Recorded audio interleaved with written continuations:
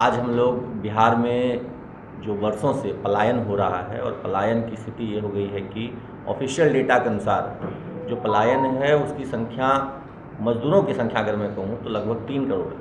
और जो पंजीकृत डेटा है, जो ई श्रम पोर्टल है, उस पर लगभग बिहार से 3 करोड़ श्रमिक रजिस्टर्ड हैं जो देश के अन्य राज्यों में काम कर रहे हैं। और सबसे चौंकाने वाली बात यह है कि उनकी मासिक आय 10,000 से भी कम है।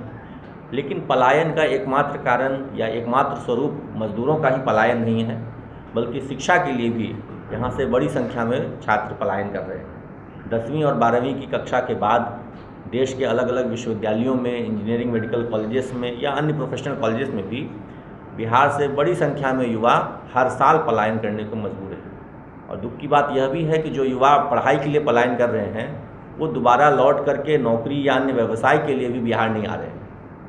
वो किसी भी फील्ड में नौकरी भी कर रहे हैं या अपना कोई व्यवसाय रोजगार भी कर रहे हैं, वो बिहार से बाहर ही किसी राज्य में कर रहे हैं। बेंगलोर, मुंबई, दिल्ली जैसे बड़े बड़े शहरों में आप देखेंगे कि जितने कॉरपोरेट एम्प्लॉयज़ हैं उनमें एक बड़ी संख्या, एक बड़ा हिस्सा कह लीजिए बिहारियों का है, बिहार के युवाओं का है। और पलायन के बहुत सारे कारण हैं। यहाँ पर अच्छे शिक्षण संस्थानों का ना होना, यहाँ पे उद्योग धंधों का ना होना, यहाँ पे खेती का मुनाफे लायक ना होना, इसके अलावा सरकारी उदासीनता भी एक बहुत बड़ा कारण है पलायन का। आज इसी विषय वस्तु पर हम लोग प्रेस वार्ता में संबोधित कर रहे हैं। हमारे साथ श्री संजय ठाकुर जी, प्रदेश प्रवक्ता, और श्री वीरेंद्र राय जी, किसान मोर्चा के अध्यक्ष हैं। ये सब भी अपनी बात रखेंगे। संजय जी। साथियों, आपने हमारे प्रवक्ता अमित विक्रम जी को सुना। आज का विषय बिहार से मजदूरों का, लोगों का, धन का पलायन क्यों हो रहा है और इसके लिए जिम्मेदार बिहार की सरकार कैसे है, इसी विषय पर आप सबसे चर्चा हो रही है। पलायन हमारी नियति बन गई है। हमारे यहाँ न तो लघु उद्योग हैं, न बड़े उद्योग हैं, न शिक्षा की उन्नत व्यवस्था है। बेरोजगारी चरम पर है। रोजगार के संसाधन मुहैया कराने में सरकारें अभी तक विफल रही हैं। यही मूल कारण है पलायन का। इन्होंने ठीक कहा, खेती का व्यवसायीकरण नहीं हो रहा है। खेती से जो हम कैश क्रॉप की खेती नहीं कर पा रहे हैं सरकार के असहयोगात्मक रवैया के कारण। ये पलायन आज से नहीं चल रहा है। पहले की बात छोड़ दीजिए, मुगलों के सल्तनत के ज़माने की बात छोड़ दीजिए, अंग्रेज़ों के ज़माने की बात छोड़ दीजिए। पलायन तो मुगल के ज़माने से है। लेकिन जब हम आज़ाद हिंदुस्तान हुए और हमारी अपनी सरकार बनी, कांग्रेस की हुकूमत रही, उसने भी हमारे विकास, बिहार के विकास के लिए दोहरा मापदंड अपनाया और यह मानकर कि बिहार मजदूरी करने वाला ही प्रांत है, यहाँ अगर हम विकास करेंगे, यहाँ अगर हम औद्योगिकरण करेंगे, यहाँ अगर हम लघु उद्योगों को प्रोत्साहित करेंगे, तो देश के दूसरे हिस्सों में जो मजदूरों की आवश्यकता है कारखानों के लिए, खेती के कार्यों के लिए, अन्य कार्यों के लिए, उसका अभाव हो जाएगा। तो एक षड्यंत्र के रूप में उसने हमारे विकास को अवरुद्ध किया। फिर 15 साल तक लालू यादव, राबड़ी देवी जी की सरकार रही और 20 वर्षों से भारतीय जनता पार्टी, नीतीश कुमार गठजोड़ की सरकार है। इन सरकारों ने उसी नियम को आगे बढ़ाते रहा, काम करता रहा। आपने देखा होगा हाल ही के दिन में 23 या 24 तारीख को प्रधानमंत्री जी आए थे और उन्होंने ट्रेन का उद्घाटन किया और कहा कि बिहार के मजदूरों को जाने के लिए, यहाँ से आने जाने के लिए बड़ी अच्छी सुविधा अब हो गई है। मतलब प्रधानमंत्री नरेंद्र मोदी जी की भी नीयत यही है कि बिहार मजदूर सप्लाई करने वाला राज्य बना रहे। ऐसी स्थिति में बिहार का कायाकल्प होना कितना दुरूह है। इसीलिए हमारे नेता आदरणीय प्रशांत किशोर जी बार बार कहते हैं कि शिक्षा ही वो एक कुंजी है जिससे हम गरीबी से भी बाहर निकल सकते हैं, बेरोजगारी से भी बाहर निकल सकते हैं। आदरणीय प्रशांत किशोर जी ने स्पष्ट किया है, हमारे जन सुराज की कार्य योजना में शामिल है कि हमारी जब हुकूमत काबिज होगी, हम तमाम बेरोजगार नौजवानों को, बेरोजगार लोगों को रोजी रोटी के लिए संसाधन मुहैया कराएंगे, और जो लोग पलायन करके दूसरे प्रदेशों में रोजी रोटी के लिए गए हुए हैं उन्हें वापस बुलाकर 1 वर्ष के अंदर अंदर यहाँ रोजगार का मौका मैसर कराएंगे। छात्र बाहर जाके पढ़ रहे हैं, जो पढ़ के इंजीनियर बन गए हैं, डॉक्टर बन गए हैं, दूसरे पेशे में हैं, वो भी बाहर ही जाकर के बंगलोर, गुड़गांव, दिल्ली और दूसरे प्रदेशों में जाकर नौकरी कर रहे हैं। ये हालात बने हुए हैं और इस हालात को सुधारने की दिशा में सरकार की कोई योजना नहीं है और न उसका कोई सरकार की मंशा है। दूसरी बात, आप CDR रेशियो की बात करते हैं, अर्थ का भी, मुद्रा का भी पलायन यहाँ से हो रहा है। रिजर्व बैंक ऑफ इंडिया का नियम है कि 70% कुल जमा धन का जो हमारी CDR है उसका 70% रुपया का विनियोजन उसी प्रदेश के कारोबार के लिए होगा। उस प्रदेश में लघु उद्योग स्थापित करने, बृहद उद्योग स्थापित करने, खेती के कार्य में, वाहन खरीदने, घर बनाने, तरह तरह का व्यवसाय आदि मदों में व्यय किए जाएंगे।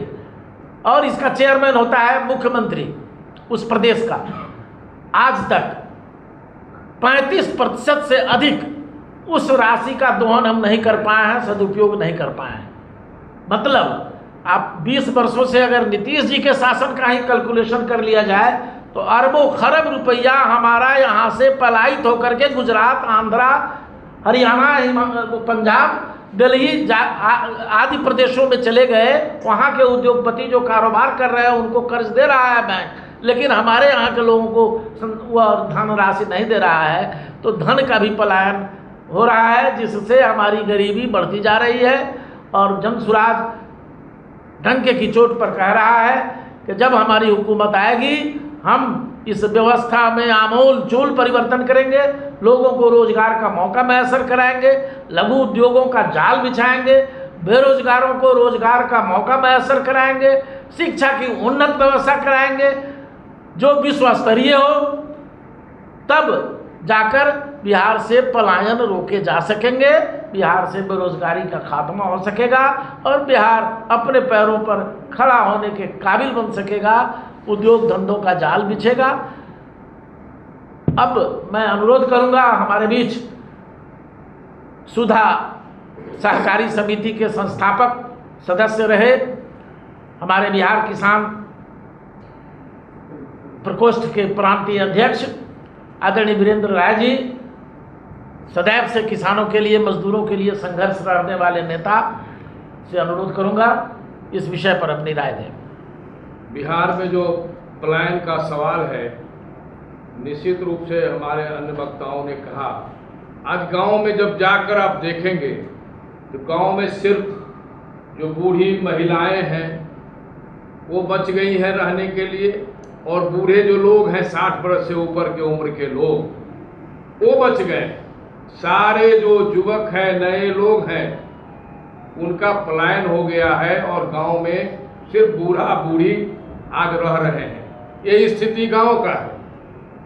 गांव में जब आप जाएंगे, कोई सभा, छोटी सभा, बड़ी सभा होती है, हम लोग जाते हैं तो देखते हैं सिर्फ बूढ़ा बूढ़ी ये नजर आते हैं। युवा और जो युवती है वो भी साथ में अपने पति के साथ जो मजदूरी करते हैं, रोजगार करते हैं, उनके साथ दूसरे राज्यों में पलायन कर गए हैं। और इस तरह से आज ठाकुर जी ने जो कहा, बिहार जो सप्लायर स्टेट है, उसका मुख्य कारण है कि बिहार जो कृषि पर आधारित राज्य है, कृषि आधारित उद्योग, एक रुई और सुई का कारखाना भी 35 साल में नहीं बैठा। कांग्रेसी हुकूमत से लेकर आज तक सारे चीनी मिल बैठ गए जो किसानों का रीढ़ था। आज किसान मजदूर हो गया। इस आज मजदूर का पलायन होने का मुख्य कारण है हमारी कृषि की जो व्यवस्था है बिहार की, बिल्कुल फेल कर गई। आज भी कृषि क्षेत्र में 65 से 70% लोग रोजगार में लगे हैं। आने वाले दिनों में भी ऐसी संभावना है कि सबसे बड़ा रोजगार यदि दे सकता है तो कृषि दे सकता है, हमारी खेती दे सकता है, हमारा खेत दे सकता है। हम वही मजदूर में पलायन हो गए, हमारी खेती की व्यवस्था खत्म हो गई, हमारे खेतों को पानी नहीं मिला, हमें सही बीज नहीं मिला। आज हम 500 से 600 करोड़ का आंध्रा का मछली का उपयोग करते हैं, अंडा का उपयोग करते हैं। बिहार में भी अंडा और मछली बन सकता था, लेकिन सरकारों का इस पर कोई लगाव और इस पर कोई रुचि नहीं है, जिसके कारण गांव के लोग आज पलायन कर रहे हैं। हमारा पैसा 400-500 करोड़ बाहर जा रहा है। हमारे यहाँ दूध के उत्पादन से हम लगे हुए लोग हैं, हमारे यहाँ सरप्लस मिल्क है, लेकिन आज गुजरात का दूध, अमूल का दूध बिक रहा है बिहार में। और भैंस गाय पोसने वाले, दूहने वाले टकटकी लगा के देख रहे हैं, उनको कम कीमत में हम लोग सुधा के लोग खरीदते हैं और ज्यादा कीमत में अमूल का दूध बिकता है। तो ये एक रोजगार जो छोटा सा गांव में था, जो भैंस गाय पोस के समाज का अंतिम आदमी भी जी लेता था, भैंस चरा के, गाय चरा के, बकरी चरा के जी लेता था, उसको भी खत्म करती जा रही है नीतीश कुमार की सरकार। और इन लोगों ने केंद्र से प्लानिंग बना है। देश के सभी दुख संघों के लोग मुझको जानते हैं, वहां से प्लानिंग बना है।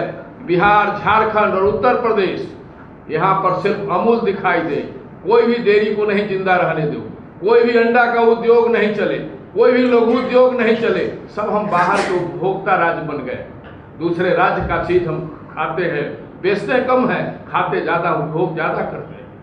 ऐसी स्थिति में रोजगार की संभावना आज भी जो हमारा कृषि आधारित उद्योग है उससे ज्यादा मिलेगा। हमारी महिलाओं को छोटे छोटे लघु उद्योग से जोड़ा जा सकता है। आज प्लास्टिक का युग हो गया, हमारा दौरी बनाने वाला, रस्सी बांधने वाला, बनाने वाला लोग बेरोजगार हो गया। ये तमाम लोग बाहर जा रहे हैं, सारा मशीनरी का युग भी हो गया। ऐसी स्थिति में पलायन बढ़ते जा रहा है और ये हालत बिहार के 35-40 वर्षों में सबसे ज्यादा हुई है। आने वाला जो हुकूमत है, जनसुराज ने जो कहा है, निश्चित रूप से यदि उसको उतारा जाएगा जमीन पर और ये चीज यदि सरकार बनी और इसको लागू करेंगे